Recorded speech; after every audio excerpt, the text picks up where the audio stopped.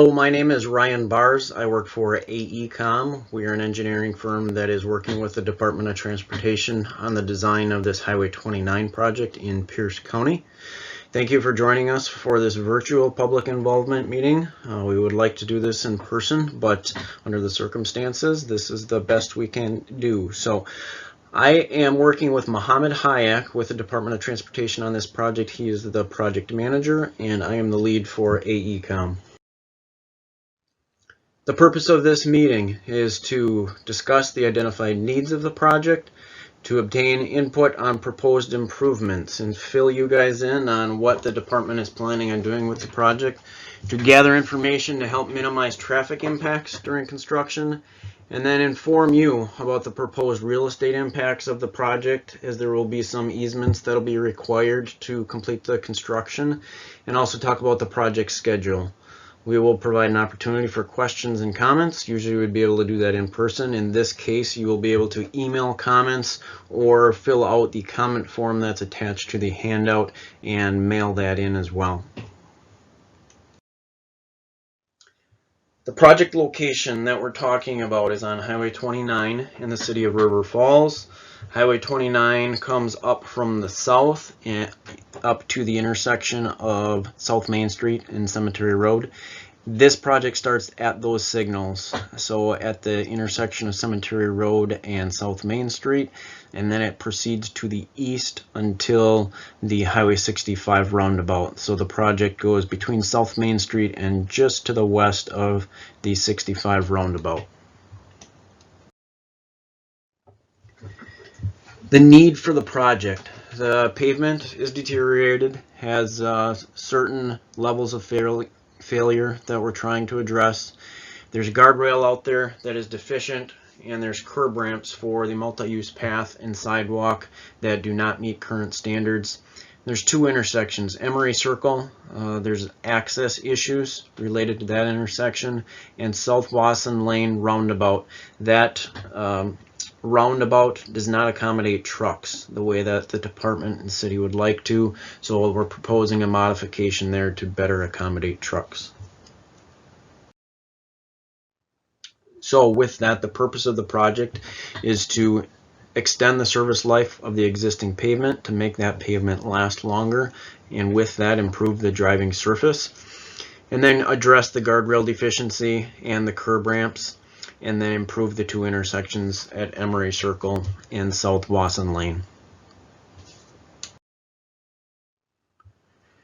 So the detail of that, starting with the pavement improvements. So this is an asphalt roadway, curb and gutter on the outsides. The curb and gutter is in pretty good shape.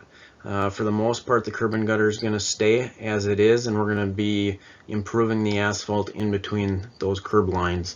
So with the asphalt, we're going to be replacing part of that asphalt pavement, and we have three lanes out there. There's the center turn lane that has all the striping in it to provide for left-hand turning for the driveways and side roads, and then we have the two traveled lanes where your traffic goes east and west. So for the center lane, that does not get as much traffic. It doesn't have the pounding of the other lanes, so we're going to be doing a thinner mill and overlay through the center lane. So it's just 2 inches of asphalt that we're going to remove and then put back 2 inches. So we're replacing that top 2 inches of asphalt.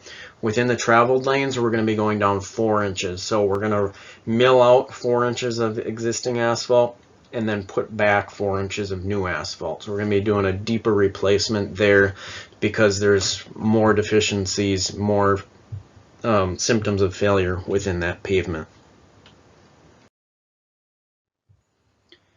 There's one stretch of guardrail throughout the project, and it's on the east end of the project. You'll see it pictured here. This picture is facing east.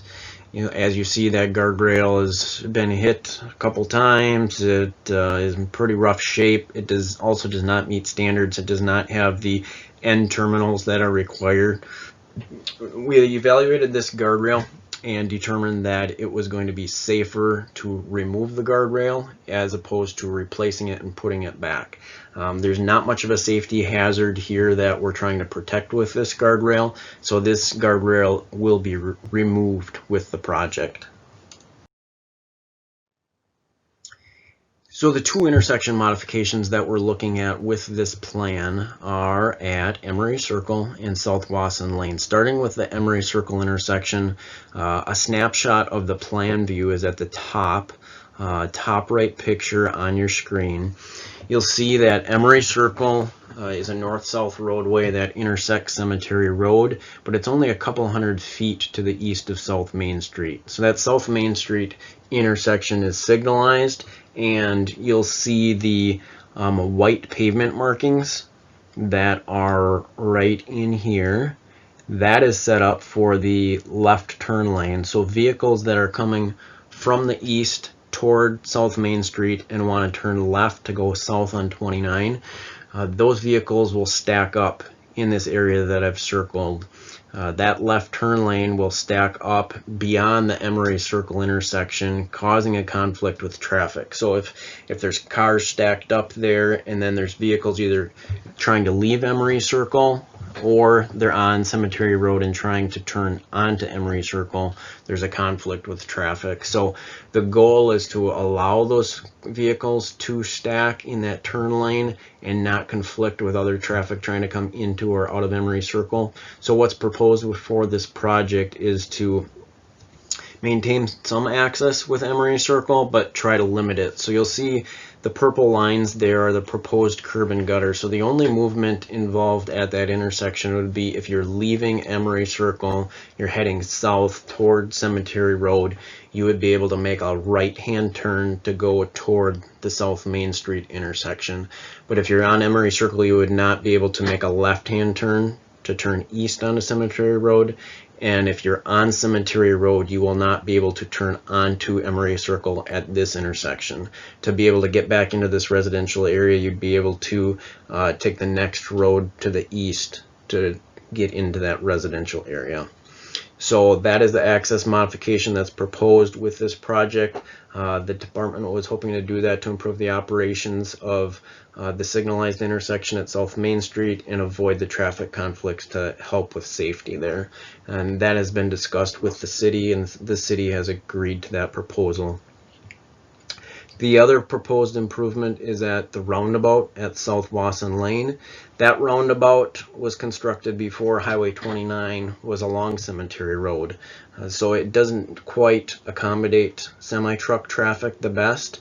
We did run truck turning movements throughout the roundabout to check and see if a truck can navigate through that roundabout. It can for the most part. It gets a little bit tight, especially in the southwest corner. So we are proposing to modify the curb and gutter in the southwest corner of that roundabout to better accommodate trucks.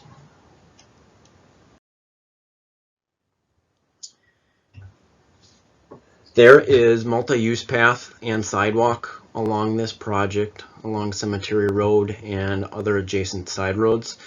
Most of the curb ramps do not meet ADA standards as they currently are. There's a lot of things that we need to evaluate to check and see if the existing curb ramps meet ADA standards. There are things like the steepness of the slope, the width of the curb ramp, if it has a level landing on top and bottom, are there detectable warning fields, amongst other things. So the majority of the curb ramps do not meet current standards because of deficiencies in those areas. So as we go through this project, even though we're not replacing the multi-use path or the sidewalk, we will be upgrading the curb ramps to make sure that they do meet ADA standards. So we will be doing that with this project, and there will be some real estate impacts because of that work. The staging, construction, traffic impacts. So when this project is constructed, for the most part, traffic will be maintained. The contractor will be milling asphalt, they will be paving asphalt, they'll be doing curb ramp work on the outsides of the roadway, but they will be able to do that work under traffic. So they will be flagging traffic, they may be closing one lane and keep one lane open, but they will be able to maintain that traffic. The road will not be detoured, although if the project is completed in 2021 next year, which is still yet to be determined, there is adjacent Highway 29 work on that's going to be happening in 2021 next year, that would be detoured. Those projects are going to be detoured in 2021, but if this project does not happen in 2021, then traffic will be maintained. And even if it does happen next year, local traffic will always be maintained for this project, so the contractor will have to flag traffic. And pedestrian accommodations will be maintained during that curb ramp work. They're going to have to break up that existing asphalt and concrete to allow a new curb ramp to be constructed. They're going to have to pour concrete. That concrete's going to have to cure, but there will be opportunities for pedestrians to kind of detour that little curb ramp area. Contractors will sign and provide accommodations for pedestrians to get around that work. And access to residents, to driveways and businesses and side roads will be maintained. There will be short periods of time where there will be delays because they're milling or paving or doing concrete work in that area, but for the most part the curb and gutter is not being replaced, so there shouldn't be much impact to driveways. But if there is an instance where concrete work needs to be done by a driveway and a property owner can't use that driveway for a couple days, the contractor would be required to notify them in advance of any necessary closure. I mentioned real estate. The only real estate need is just going to be temporary easements during construction to be able to construct some of those curb ramps. Those corners of the intersections get really tight, so the curb ramp work is right up against the private properties, and to be able to construct the concrete curb ramp, the contractor may need to go onto the corner of that private property slightly and do a little bit of restoration work with topsoil and seed. So that work requires the city and department to get temporary easements from those property owners. So there's about 10 areas throughout the project where curb ramp work is getting too close to those private properties. So the department will be reaching out to all those property owners, and that process is starting right now to start coordinating those easement needs to the property owners. You may have seen a wood lath that just recently got put in the ground, and that is identifying where those easements are needed.